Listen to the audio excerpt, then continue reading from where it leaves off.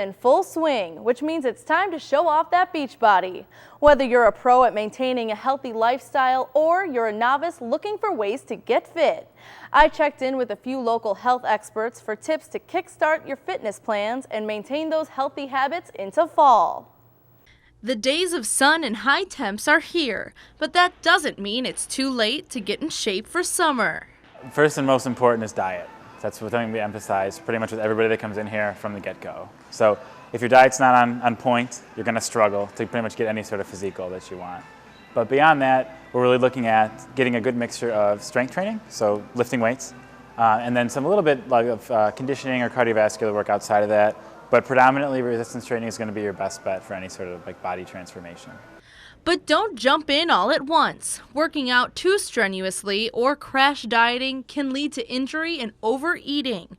Remember to start small so your new lifestyle is easier to maintain. Making small changes and small goals that fit you are more effective than going on a diet that has this approach of a one-size-fits-all, and there is no one-size-fits-all. To get your diet on track, Mock recommends taking note of what you're currently eating and thinking about what your goals might be. Seeing where you think your weakness is in your diet.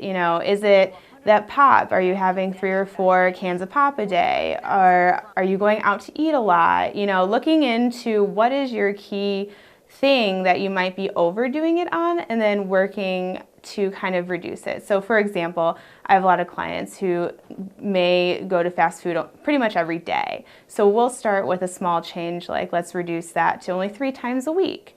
So just really checking in with yourself to see which kind of change you want to make and then do it slowly. That's where you're going to see more success and more long-term sustainability. In terms of hitting the gym, cardio may seem like the way to go to lose pounds. However, resistance training, where you are moving weight, is more beneficial.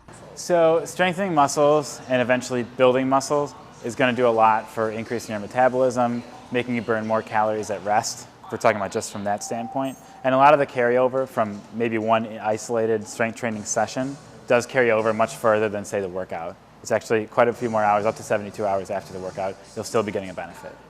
If you're crunched for time, high-intensity interval training is another great option to get your body toned fast. So basically you're getting a similar benefit in a much less time as compared to running several miles. So you might take 60 minutes to run a certain duration or whatever your workout calls for, but it's also going to take 60 minutes. So people that are more time crunched or just looking for a more efficient type of workout, you're going to get a lot of similar benefit, but the other carryover is much like strength training, you're going to have a lot more benefit further than just the workout session. With any fitness plan, it's important to stay hydrated, but drinking those calories can be detrimental to your overall goals. It's very easy to drink your calories in that way. And when you're having a Starbucks drink that, depending on what it is, could be upwards of 500 calories, that is equivalent to potentially a whole nother meal. So when we exceed our calories, that's where we see the weight gain. And when you're drinking your calories, you don't get that satisfying feeling that you would if you were having more nutrient-dense foods. To avoid the extra calories and weight, water is your best bet when it comes to drinks. But how much should you be getting in your system? A good way to do that is before your workout, you can weigh yourself. And then after your workout, see how many pounds you've lost, and then you can replenish the liquid. Every pound you've lost, you replenish with 16 ounces of water. So that's a good way to kind of rehydrate around your activity. The other thing is too, for summer, when it gets really humid, we don't realize how much water we're losing, how dehydrated we are. So a good way to check into that is when just if you go to the bathroom a lot. If you're not going to the bathroom a lot, you're probably dehydrated because nothing's going through and everything's being lost in sweat. So really checking in, seeing how much water you've had, and really just listening to that thirst mechanism. If you're thirsty, drink.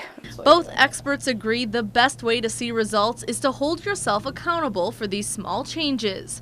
To do that, try apps like MyFitnessPal or Meal Logger for food and Coach.me for workout routines to keep you on track.